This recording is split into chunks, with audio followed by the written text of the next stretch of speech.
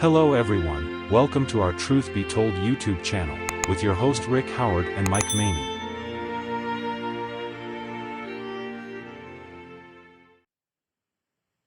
Hello everyone, welcome to session number 91 Yes. of Truth Be Told. And truth be told, some days we feel like we're 91, but Yes, that is so we're true. not quite there. Yes, yeah.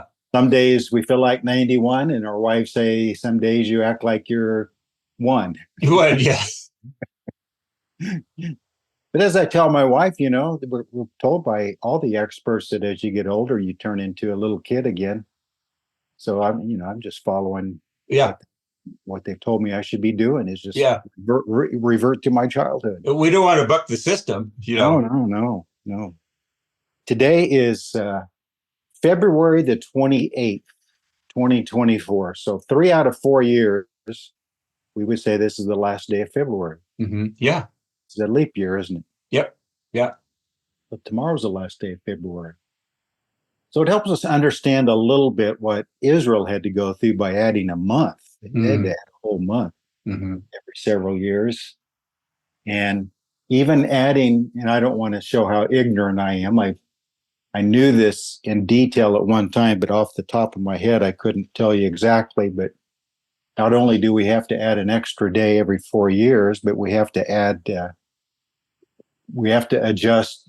It's not just every 4 years, but then it's like added another one within every century or something, every millennium.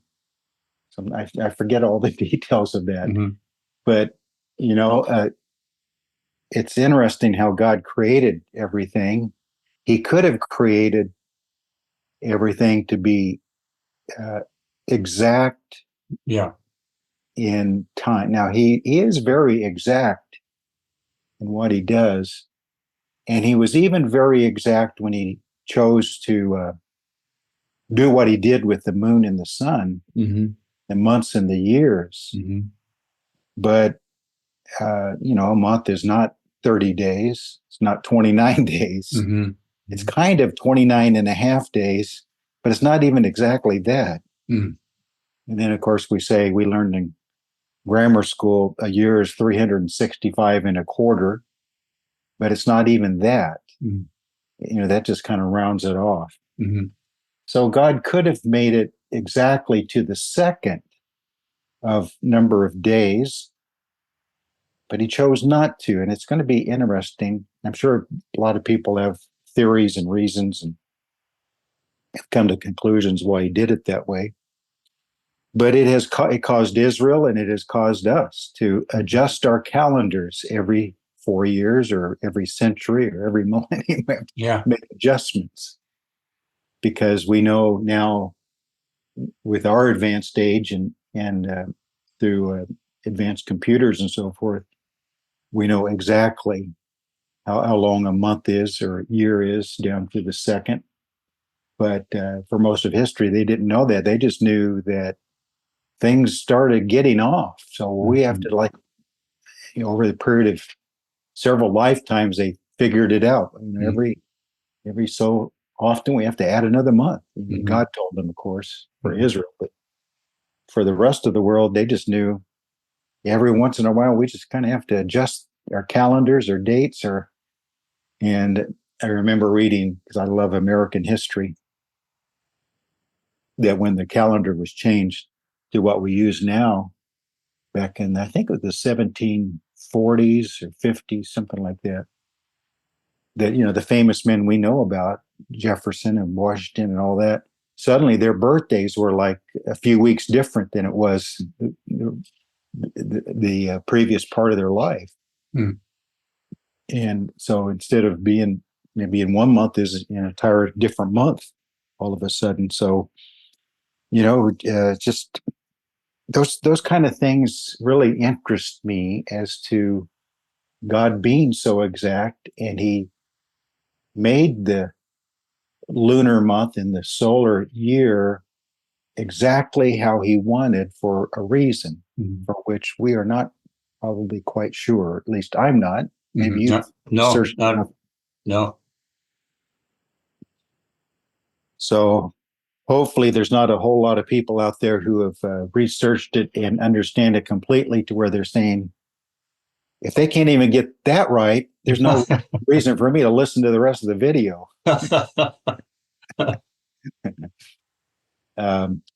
So today is February 28th. It is bright and sunny, blue sky, slight breeze, going to be in the high 60s today. It's just beautiful. The camellia bush out my window is in full bloom.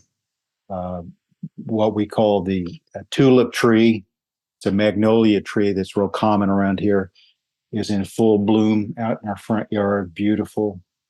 The some of the bulbs that we plant are blooming out. So we don't have a very long winter here, and spring starts trying to push itself through. Usually by the middle of February, we have all of our almond orchards are oceans of white, and the peach orchards are starting their pink blooms.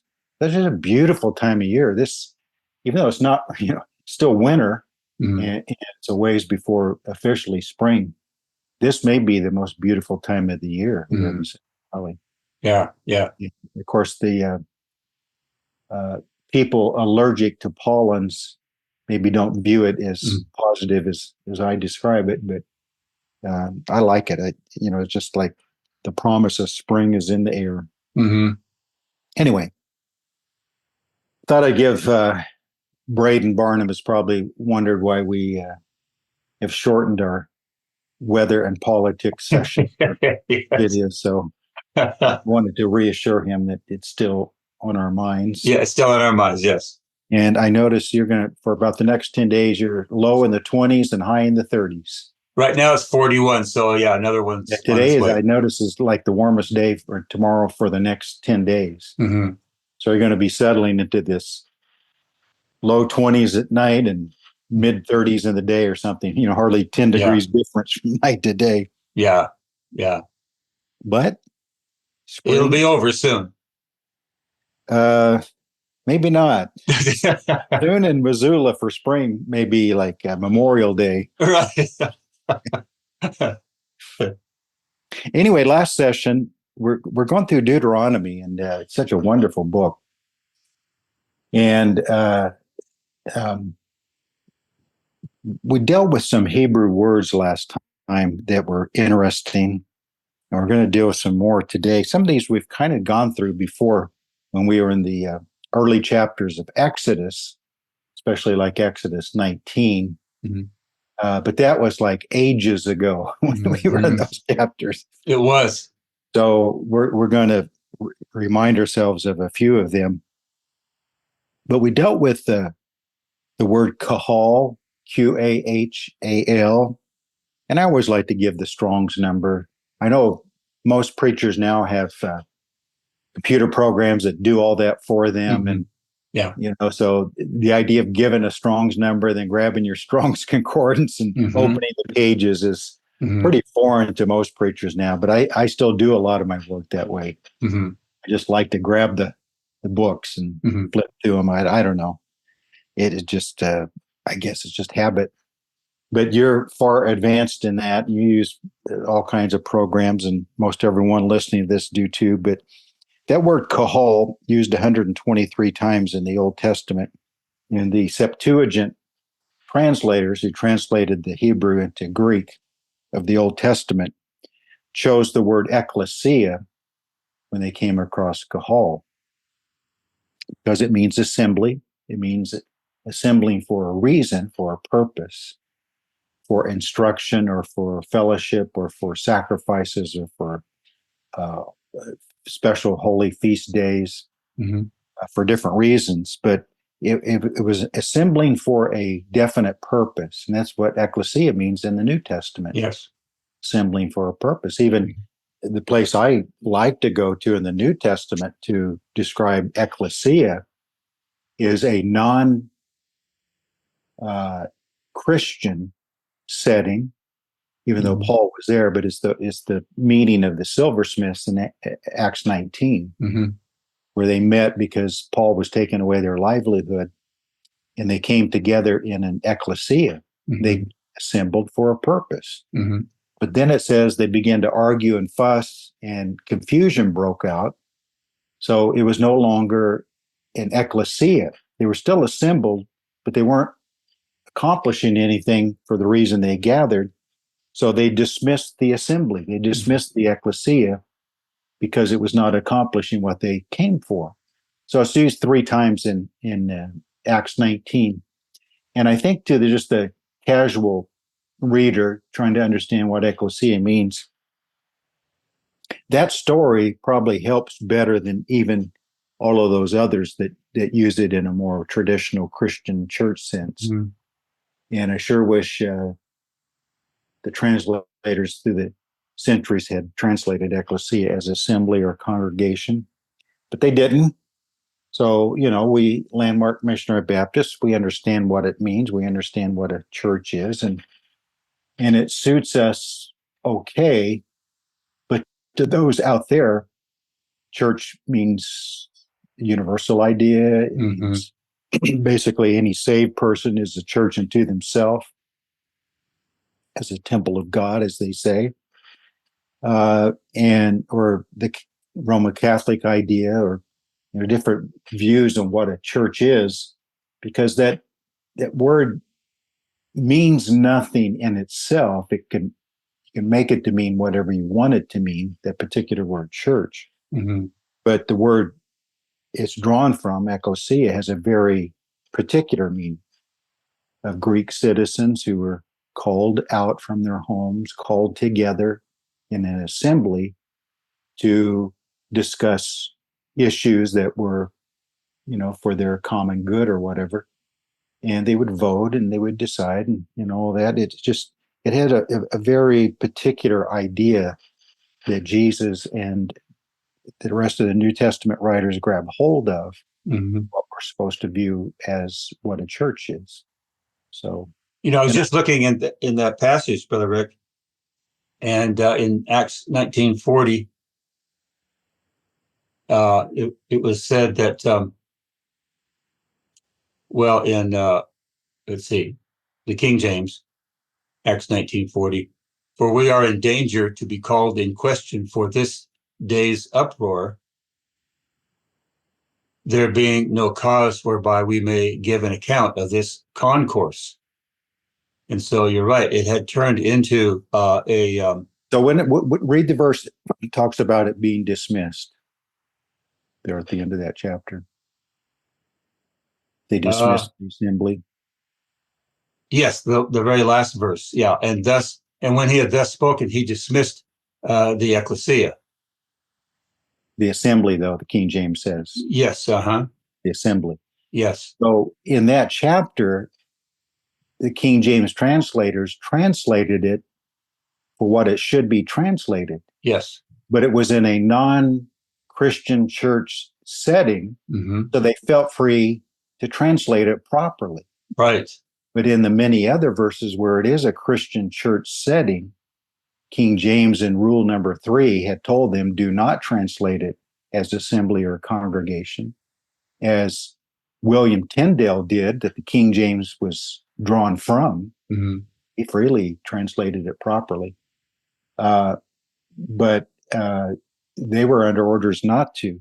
So it's just interesting that when it did not affect their view of what a Christian church is, Yeah. they felt free to translate it correctly. But in the other places where it would conflict with what their view of a church is, they put the word church instead of assembly. Mm-hmm. So, sorry, you King James only people. I know these kind of things you don't like to hear.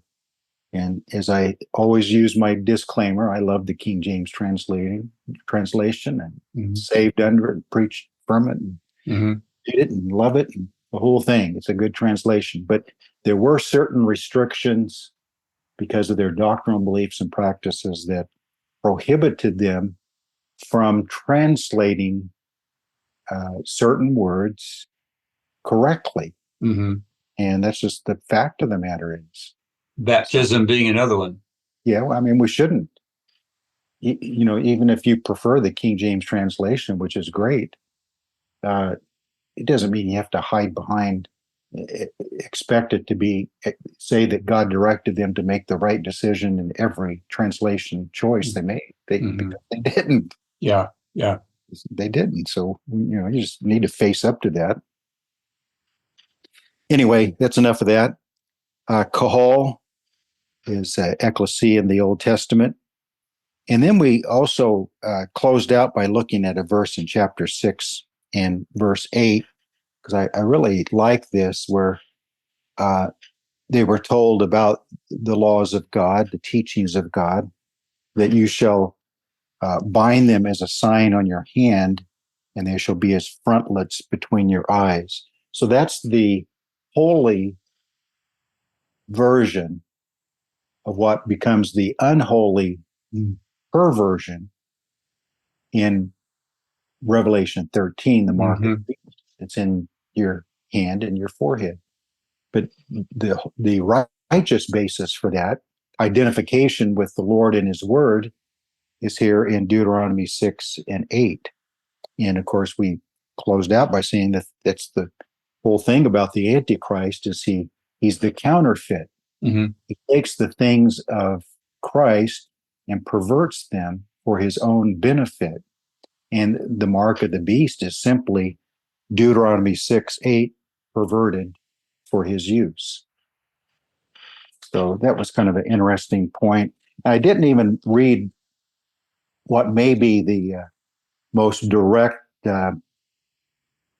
connection to the mark of the beast in a righteous or holy sense is in Ezekiel 9.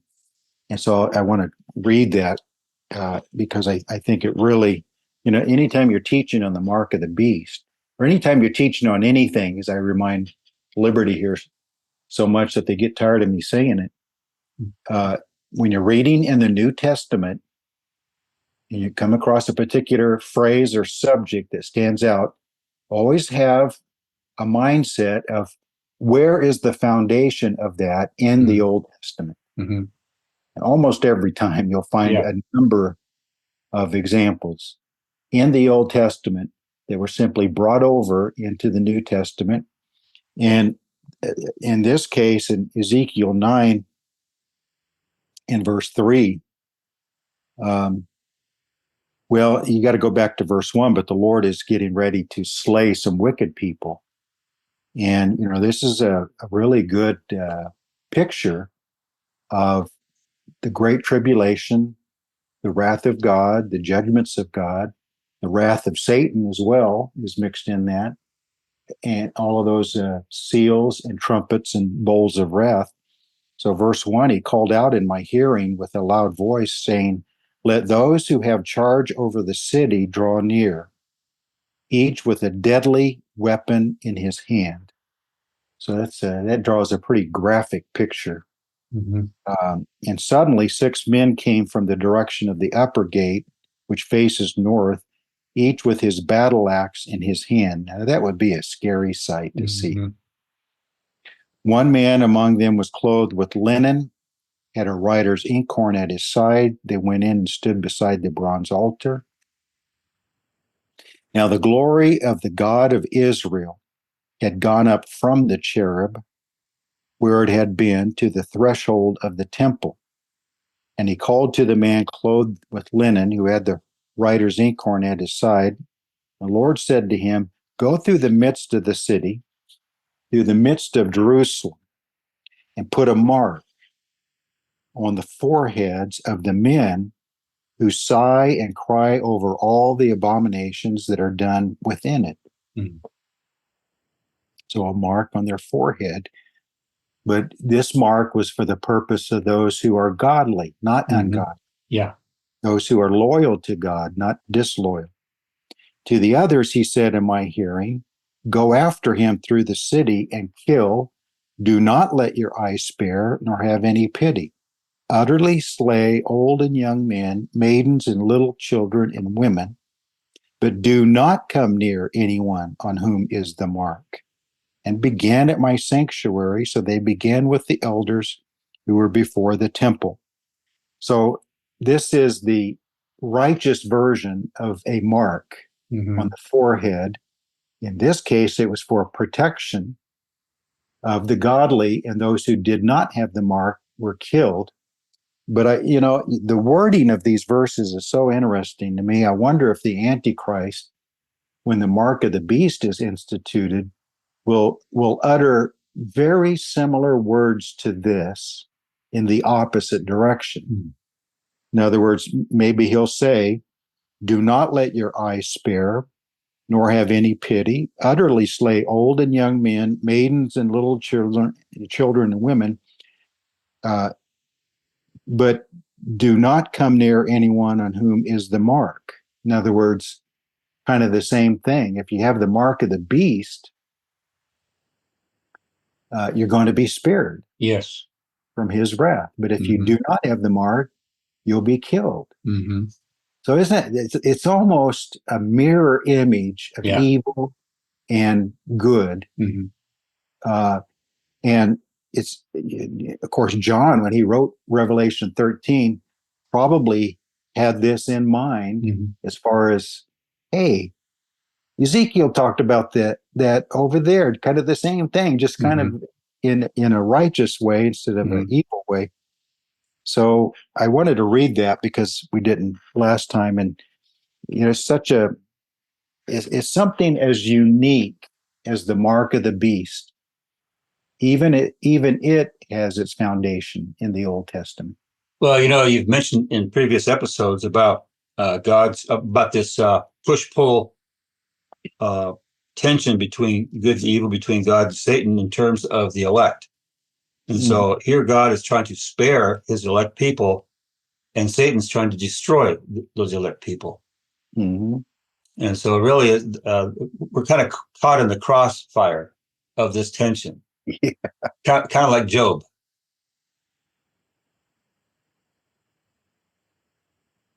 And of course, in Revelation,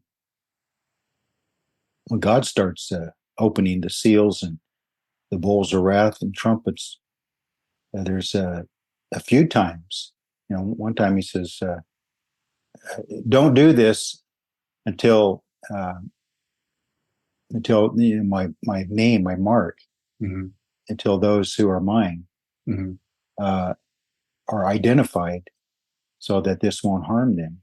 Same thing in Egypt. The destroyer didn't come in until the blood was applied. So God has a timing. Blood was the mark, wasn't it?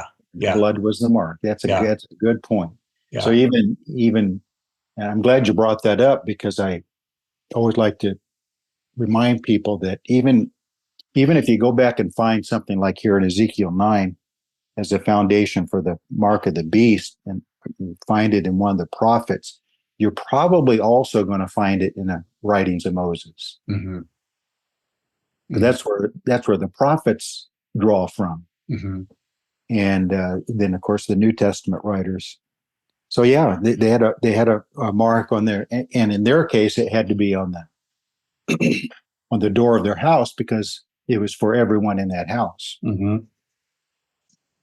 So it wasn't just on their forehead, but it kind of was on the, you might say, now that you mentioned it, because I've often that blood on the lintels and the doorposts, so you have blood on the top of the door, and you have blood on the two sides, and you draw a line down and a cross, and there's the cross. It's a picture of the cross. But if you think of a door as a person, then it's the forehead and the hands.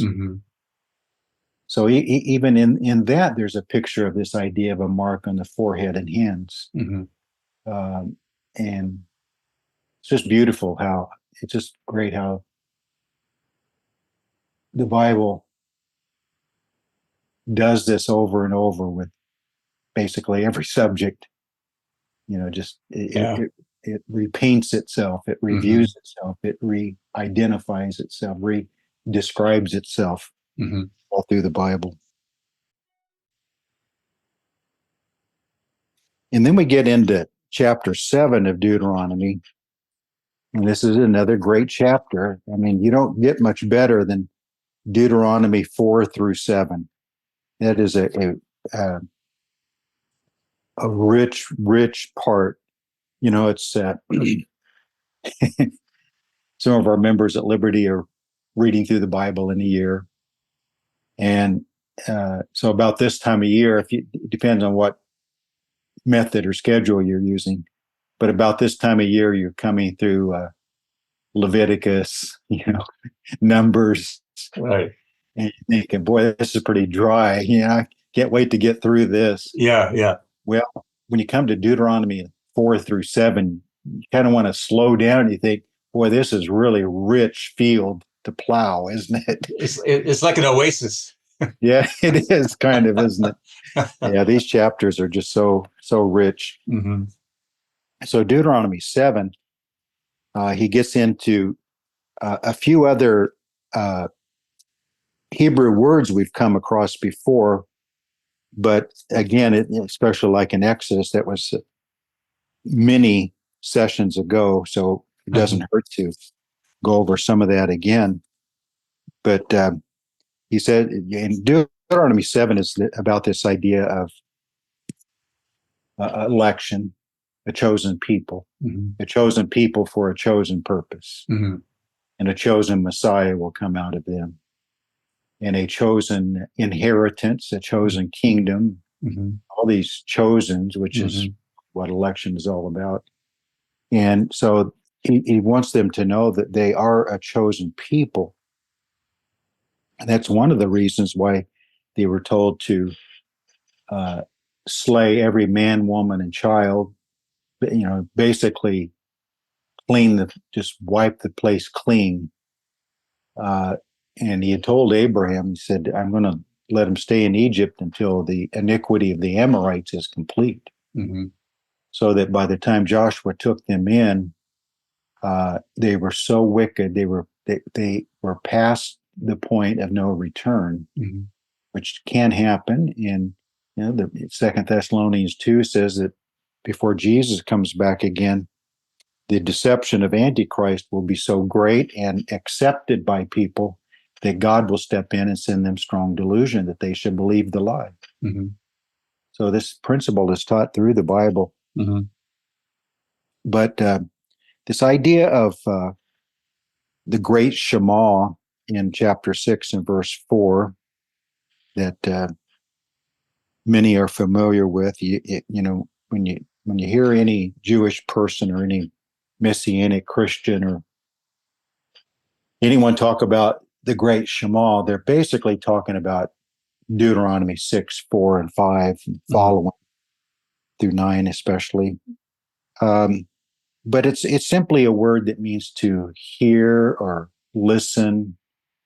Hearken is the word I like, because it's a little more active word, that you're not just listening or hearing, but you're obeying, you're following.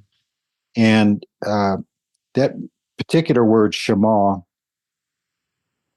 is used 11 times in chapter 4, 9 times in chapter 5, and only twice in chapter 6. It's kind of like God uses it a whole lot so that by the time he gets to chapter 6 and verse 4, when he says, "Hear, O Israel," the point has been made. He doesn't have to repeat it over and over. And so he's building up to 6:4 by the 20 other times that he'd used it in the previous 2 chapters. Kind of like the tip of a pencil. That's the point of it right there. You have the most interesting way of taking about 5 minutes of my talk and summarizing it in a visual way that gets the point across. No pun intended. Yes, yeah. But God is simply saying, listen to me. And that you could say that's the heart of the covenant, is for his people to just listen to him. Oh, that my people would listen to me. That's what he says in Psalms. But that is carried over vividly into the New Testament. One time on the Mount of Transfiguration, let's build a monument for Moses and Elijah and Jesus. All of a sudden, his thunder voice from heaven stops him in his tracks. And in our way of saying it is, we say something like, "Don't be stupid again, Peter." Yeah. Stop being so rash. Right. Because one of the gospels says he said that because he didn't know what else to say. Oh, it's time to say something, so I guess I better say something. Just for the sake of saying something, yes. We're guilty of that more often than we care to admit. This thunderous voice from heaven says, "This is my beloved son, hear him." Mm-hmm. Yes. Heard Moses, you've heard Elijah, and they were speaking on my behalf, so that's good. Mm-hmm. This one is not just speaking on my behalf, he's speaking as me. Mm-hmm. He's divine. He's yes. Greater than they are. And so pay attention. And that's why a chapter like Hebrews 3 is so important. Mm-hmm. Is it's referring back to Israel in their time out of Egypt and traveling through the wilderness. But then it starts applying it to us. Mm-hmm. Today, if you will hear his voice. Mm-hmm. So the Shema is all through the New Testament as well. Mm-hmm. It's just as important today. Yes. To encourage our people, listen to God. Mm-hmm. And, I tell Liberty, I kind of joke about it a little bit, but a little bit I don't. I say, we need to be about half Pentecostal or charismatic. They're a little bit too far about God spoke to me, Yeah. I hear God's voice. He told me to do this or whatever. Uh-huh. But some of that is important. It is having your mind and your heart and your spirit open to hearing the voice of God. Mm-hmm. It's not audibly, and he speaks to us through his word. Mm-hmm. But, preachers understand this maybe better than most, Bible teachers, that you'll be studying and studying and studying, and then you kind of put your Bible away, maybe you're driving down the road, and all of a sudden something comes to your mind and heart.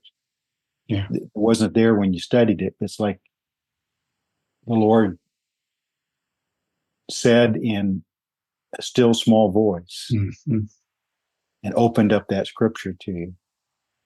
And you want to reach for a pen and paper, but you can't because you're driving.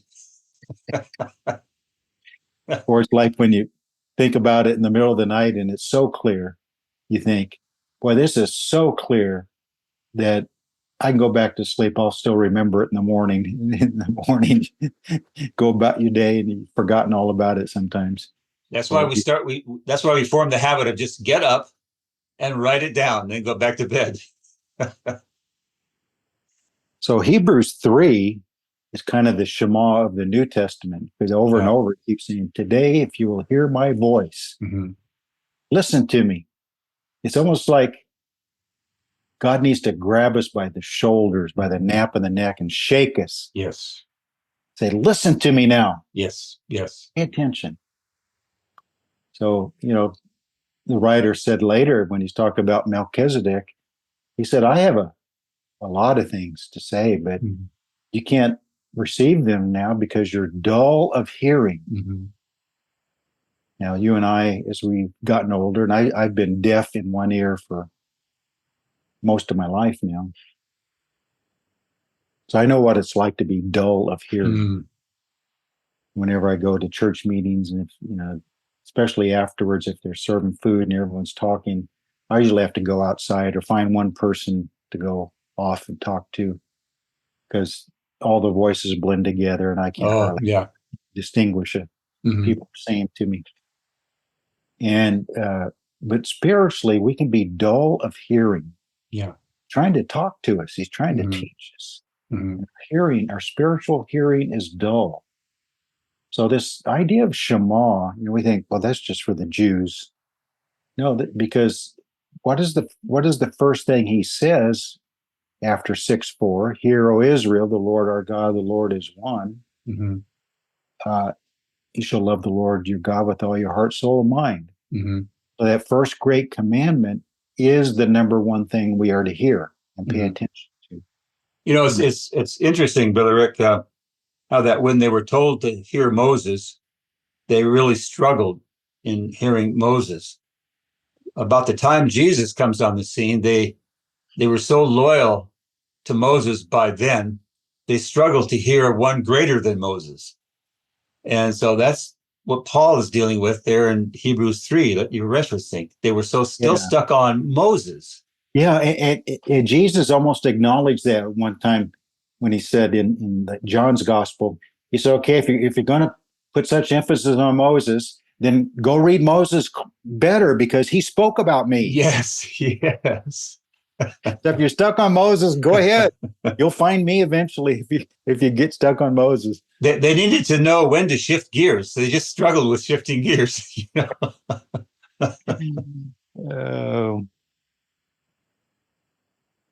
So this chapter 7 of Deuteronomy is about a chosen people of God. They were just on the verge of entering the promised land under Joshua, crossing the Jordan. Moses was getting ready to die. And so God wanted to let them know in verse 6, one of the great verses of the whole Bible. And versions of this verse, parts of this verse, almost the entirety of this verse and smaller parts of this verse are repeated often in the New Testament. For you are a holy people to the Lord your God. The Lord your God has chosen you to be a people for himself. Isn't that the title of that book you're working on? Yeah. A people for himself? Yes. Yeah, that's the subtitle. Yes. A people for himself. Mm-hmm. So set aside. Holy means set aside. It means sanctified, saint, all from the same root word. A set aside, separated people. Mm-hmm.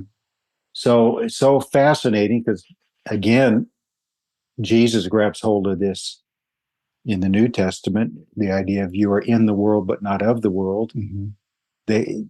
God purposely placed them in the middle of the nations geographically, in the middle of continents, in the middle of trade routes, in the middle of ocean routes. So right in the middle of things, then he tells them to be separate. So if we understand what he's saying in 7:6, we understand what the New Testament teaches us about being in the world but not of the world. I like how that reads in the New Living Translation. I have it here. Okay. So Deuteronomy 7:6 in the New Living Translation. For you are a holy people who belong to the Lord your God. Of all the people on earth, the Lord your God has chosen you to be his own special treasure. I like that. Yeah. I like that. That we dealt with this a little bit in Exodus 19. So I'm sure all of you who are watching and listening to this remember word for word our session number, whatever it was, 50. Yes. In Exodus 19. But this Hebrew word for special treasure in Exodus 19, it's in 5. The King James translates it as peculiar people. And, we have a lot of fun with that. Yeah. Talk about how peculiar we are. Yes. And you're more peculiar than I am. Right. You say, well, I hope I am based on what it means in the Bible. But we usually don't mean it that way. We're usually teasing each other. But interestingly, that peculiar today to us means odd. But in the King James days in English, it meant unique. And the Latin that it's from, pecus, Pecus, actually means flock of sheep. So I like that idea. But the Hebrew word segula, Segullah, Strong's number 5459,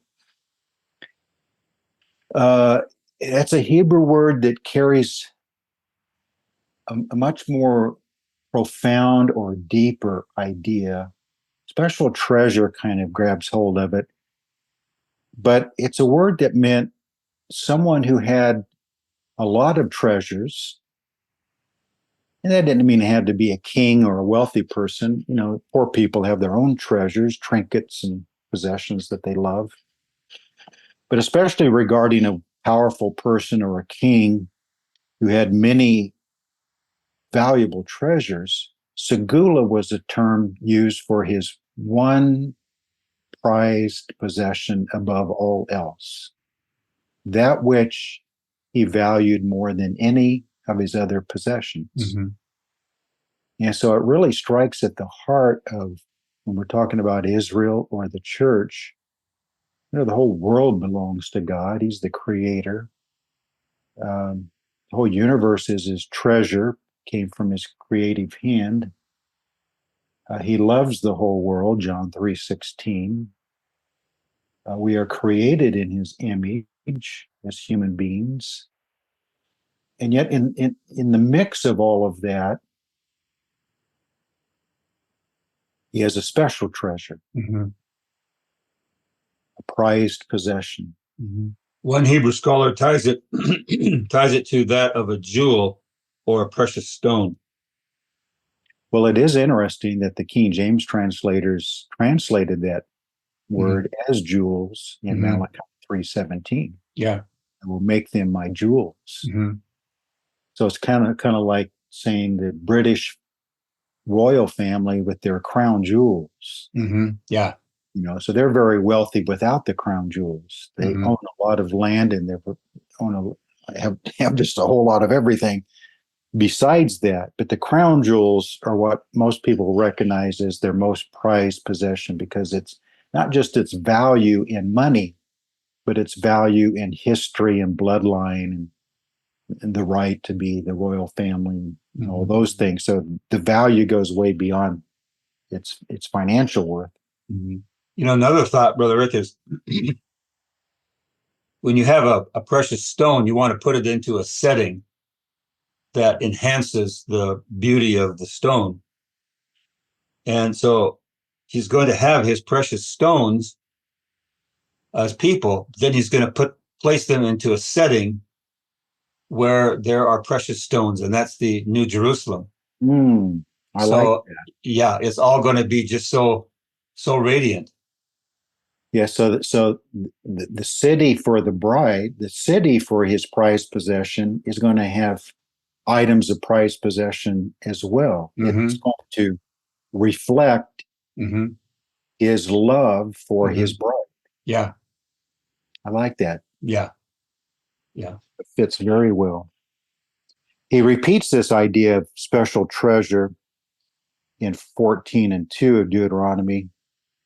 You are a holy people to the Lord your God. The Lord has chosen you to be a people for himself, a special treasure above all the peoples who are on the face of the earth. He had told them that if you obey me, love me, and follow me, I'll make you the head of the nations, above all the nations. That's 14:2, and then he repeats it again in 26:18. So that's a repetitive, important idea that God wanted Moses to remind them of, a three-peat, you know, for the purpose of memorizing or impressing on them. So 26:18 says, and also today the Lord has proclaimed you to be his special people, just as he promised you. So, and another word that, before I get on to that, I want to take it over into the New Testament. So then it becomes in the New Testament the Greek word peripoiesin, which is Strong's 4047. Actually, there's three Strong's numbers: 4047, 4046, and 4041, to cover all the places that the form of that word is used in the New Testament, like 1 Peter 2:9, where King James says you are a peculiar people, but special treasure. There he's talking to the church, of course. But he purposely grabs hold of Exodus 19:5, Deuteronomy 7:6 carries it over into the New Testament regarding his love for his church. So it's important to see that. And then that 4041 version of that Greek word is what's used in Titus 2:14 that we like to quote. Why don't you, can you find Titus 2:14 and maybe a couple of different translations? Yeah. So Titus 2:14. Okay, I'll read it in the Old King James, then we can look at another translation. Okay. So Titus 2:14, who gave himself for us that he might redeem us from all iniquity and purify unto himself a peculiar people, zealous of good works. And here it is in the New Living Translation. He gave his life to free us from every kind of sin, to cleanse us, and to make us his very own people, totally committed to doing good deeds.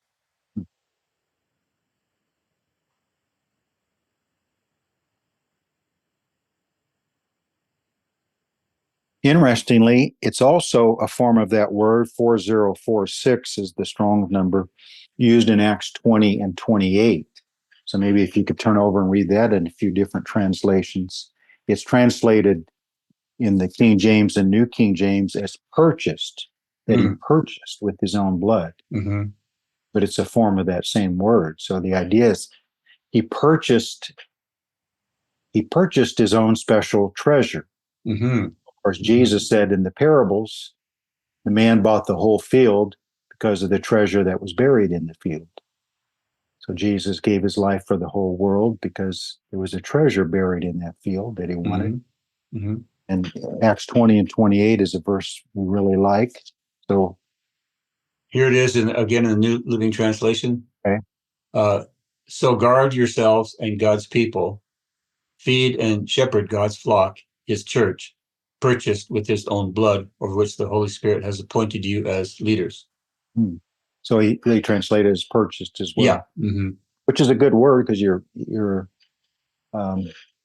we're not his special treasure, as Deuteronomy 7 will go on to say. We're not his special treasure because of anything good about us. We're his special treasure because he purchased us with his own blood. That's what makes us so special. And we've put our faith in that blood, and we try to live by that blood, and that blood governs our life. We're zealous of good works. So I like that. I like that purchased idea, because as he goes on to say in Deuteronomy 7:7, the Lord did not set his love on you, nor choose you because you were more in number than any other people, for you are the least of all people. So he didn't choose you because anything outstanding in you, but he chose you, as verse 8 goes on to say, for two reasons: love and oath. Love and oath, which is the heart of hearts, what covenant is all about. Love and oath. So because the Lord loves you, because he would keep the oath which he swore to your fathers, the Lord has brought you out with a mighty hand, redeemed you from the house of bondage.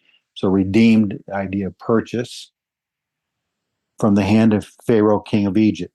Therefore know that the Lord your God, he is God, the faithful God, who keeps covenant. Because that's the root idea of love and oath. Keeps covenant and mercy. Okay, now we get to mercy. And we spent some time, previous sessions, a long time ago, with a particular Hebrew word, Chesed. You'll see it spelled Chesed, but it's maybe like Hesed with the clear your throat sound. Yes. And you pronounce it, so it kind of comes across as a CH. And that's Strong's 2617. And that's used 247 times in the Old Testament. Many Hebrew experts of the Old Testament, other than the name, the Tetragrammaton, the personal name of Yahweh, other than that, many of them claim this is the most important Hebrew word in the Bible, is this word. And it's often translated as mercy, but it's one of those words that's hard to define. Some say it means loyal love. So it has the idea of faithfulness and love blended together. The translators understood that it had a depth to it that not a single word could capture. So you'll see it translated a lot as loving kindness. So they put two words together. Yeah. Because one word was not enough to capture. Right. Yeah. That is just a beautiful, wonderful Hebrew word that more Bible students and pastors and so forth should emphasize as you're preaching in the Old Testament and you come across this Hebrew word,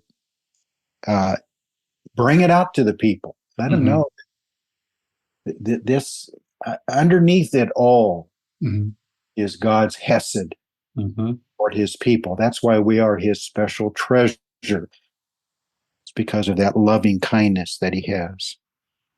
So there's so many. We didn't want the whole session today to be a Hebrew word study, but it was important to bring these out. We brought most all of them out before, but to do them all in one session, I don't think we have. You know, the New Testament writers tried to relay this, what you're talking about, that the Old Testament people knew, carry it forward into the New Testament about this love that is so deep, it's just, we can't comprehend it. It's so deep and so wide that we don't know the depths of this. That's kind of what Paul was getting at in Ephesians 3:17 and 18, that Christ may dwell in your hearts through faith, that you being rooted and grounded in love. And he says that you may be able to comprehend with all the saints what is the width and length and depth and height. Yes. Hesed there, isn't it? Yeah. Kind of like there's not one word that can really capture it. Right. Yeah. Yeah. I read a quote from Spurgeon in his old age. I'll probably misquote it now. But it's something like, as I get older, the scriptures get broader and deeper. And they really do, don't they? Yeah. And the understanding of God's love gets broader and deeper. So, Paul trying to I think Paul probably had Hesed in mind when he wrote that in Ephesians, that you may know depth and height and width and breadth and every direction. It just every goes direction. Yes. Yeah. Which is really, and maybe that's one reason why don't find the word grace very often at all in the Old Testament, because Hesed is the word that kind of captures that. But in the New Testament, you see grace a lot, and you wonder if grace might be the New Testament version of Hesed in the Old Testament. Because grace kind of carries that idea of endless or boundless love of God that he has for us.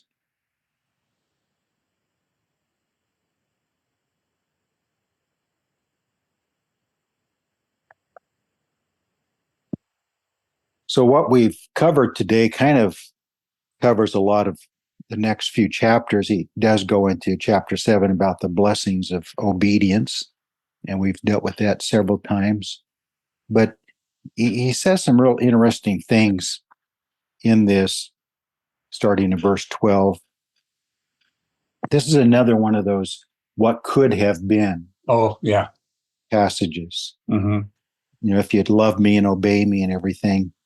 Then he says in verse 14, you'll be blessed above all peoples. There shall not be a male or female barren among you or among your livestock. Can you imagine an entire population where every woman is fertile? Every man is able to help her bear children. There's no sterility. There's no barrenness. There's no closed wombs, even among their animals. Zero.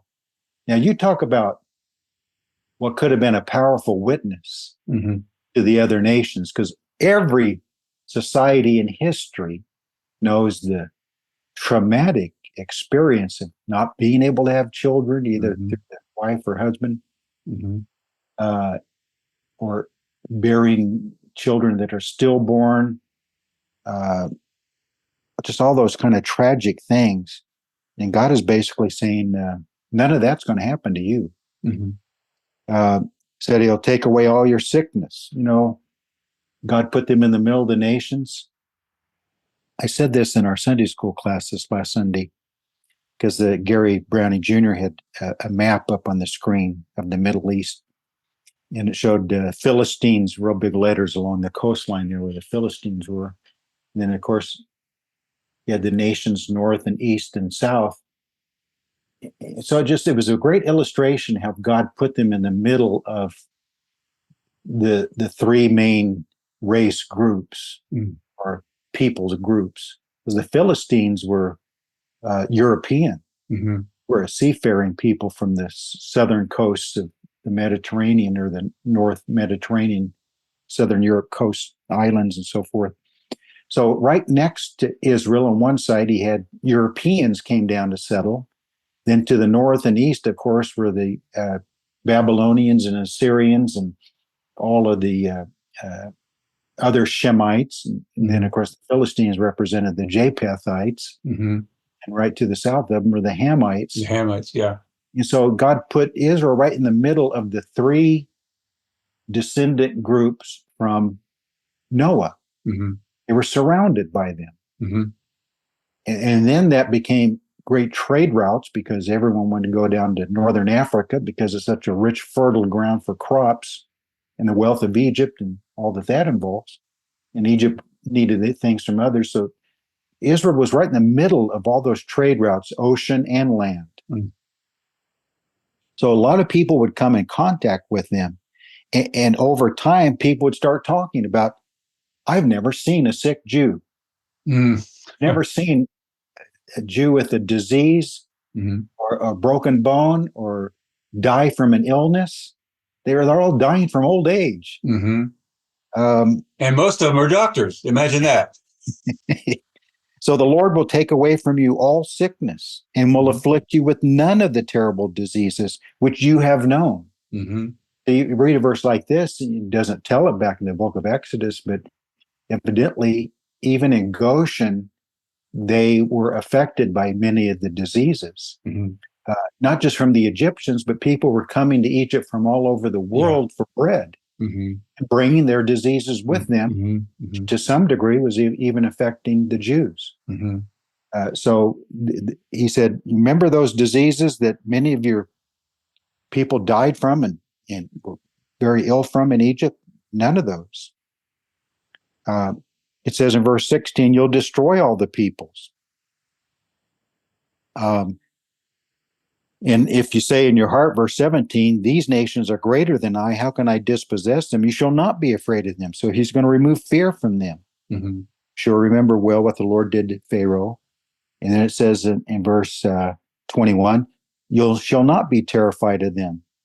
So the Lord great and awesome is among you. He'll drive them out. So it goes on just kind of like that. It's just all that God will do, the blessings of obedience. Of course, this never came about completely because they were never fully obedient. And but what could have been. And then the following chapters just talk about remembering. Verse 8:2, remember, don't forget. He talks about the sin of presumption, sin of pride. In verse 10, when you have eaten and are full, then you shall bless the Lord your God for the good land which he has given you. Beware that you do not forget.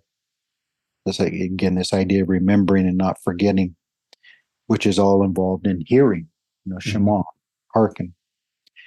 By not keeping his commandments, lest, in verse 12, lest when you have eaten and are full and have built beautiful houses and dwell in them, and when your herds and your flocks multiply, your silver and your gold are multiplied, and all that you have is multiplied, when your heart is lifted up and you forget the Lord your God, verse 15, 16, fed you and gave you water. Then you say in 17, then you say in your heart, my power and the might of my hand have gained me this wealth. Mm. That's one of the biggest warnings all through the Yes. Bible is self-sufficiency, Mm-hmm. which is based in pride, Mm-hmm. which is based in not feeling a need for the Lord, for your help, guidance, forgiveness, and get built up. What shall I do? Well, I'll build bigger barns. Mm-hmm. Thou fool, tonight your soul is required of you. So is he that is not rich toward God. Mm-hmm. And give God the credit. So the sin of presumption, and we'll kind of close with that. We're maybe pick up next time in like chapter 10 or 12 or somewhere over there. But I wanted to close with this, the closing verses of chapter 8, because that also describes Israel today, what they're facing right now with us and Gaza, and the other nations of the world are trying to get them to stop. But Israel's motto of never again, and their feeling of we're going to succeed through our military strength and through the will of our people, through the determination of our population, human methods, Mm-hmm. humanism. And that's the thing that God detests. Mm-hmm. That's the thing that God's trying to destroy in them and in us. I like to say that God has an ages-long battle with pride. Mm. And one of the main things brought up in the prophets, like Isaiah 2 and other places, but especially like Isaiah 2, when it describes the return of Christ to defeat his enemies, one of the main things it says he defeats is pride. Mm-hmm. And to put down pride, and humility will rule the day in the millennium. And we will be a truly humble people, truly. And one thing humility produces is gratitude. Mm-hmm. Yes. Be truly grateful. Mm-hmm. Israel, in their salvation at that time, will look back at what their mindset is right now, and they'll say, boy, we were so lifted up in pride. Mm-hmm. We thought we could do it all ourselves in our own strength. What we should have done is nationally got down on our knees and repented and trusted in the Lord, who made that covenant with our fathers, give our hearts back to him and let him win the battle for us. Mm-hmm. That's what, but Brother Rick, because God has made us as independent beings, able to choose. This is a real struggle for us because we are independent from God in that sense. So the tendency is in our independence to rise up above our master, as it were, thinking that we can do it better, can say it better. This is what Satan did, in exercising his independence, and drew a third of the angels with him. And so man has that same dilemma, created in God's image, yet as an independent moral being. mm-hmm. And so I think God is wanting us, our challenge is to take that element that he's given us of independence and curb it, contain it, harness it, and keep it within the framework so that we can love God genuinely, sincerely, even through our independence. And so that's our choice. And so that's all he's looking for. And like you said, the group of people who are in that city will have done that, at least to some measure. They will have done that. Not perfectly, of course, not sinless, but they will have kind of learned that lesson, that through their independence, they could still love and serve God from the heart. And the ultimate expression of that, using free will to be lifted up in pride, lifting up self, is the Antichrist. Mm-hmm. And he will display the same spirit. Yeah. Really working on this a lot because my end time sessions, I'm getting ready to get into. I'm doing 1 Corinthians 15 next. Then I'll be getting into 1 Thessalonians and 2 Thessalonians, especially chapter 2. That the Antichrist will do on earth what Lucifer did in heaven. Mm-hmm. Because it's the same animating spirit. It is. I will be like God. Mm-hmm. And he declares himself to be God, Mm-hmm. which is almost beyond what Lucifer even tried. Mm-hmm. Lucifer just said, I'll be like God. Mm-hmm. But the Antichrist says, I am God. Mm-hmm. So that shows how far pride can take a person. And it is that expression of pride that prompts Jesus to return and destroy it. Mm-hmm. Because he wants to remove every vestige of pride Mm-hmm. from us. Mm-hmm. And we need it. We need it. That's why I quote Colossians 2:6 so often. As you receive the Lord Jesus, so walk in him. Mm-hmm. What was it that caused you to finally be truly saved in that first moment of faith? Mm-hmm. It was totally giving up on self, being totally humble, surrendered to him. Mm-hmm. And you were not saved until that happened. Mm-hmm. That had to be removed completely. And that's the way he wants us to serve him. You know, what Israel failed to do in destroying all the men, women, children, aged, everything, what they failed to do in order to cleanse the community and purge the community of all influence like that, Jesus will have to do. So he's coming back, and there'll be a bloodbath like you've never seen, you know, men, women, children, I mean, because those children grow up to become as ruthless or as ungodly as their parents, because their parents at one time were children. And so on and on it goes. And so Jesus will clean up the earth as Israel was supposed to have done. Good point, Mike. And I think we'll close out for the day. I just heard my wife, I heard the garage door open. She's going to be coming in. The dog's going to start barking. Okay. I think what is in our session here. Okay. We're at a good stopping point. Thank you, everyone, for tuning in. And Thanks, Mike. You're blessed. Thank you, Brother Rick. See you next time. Okay.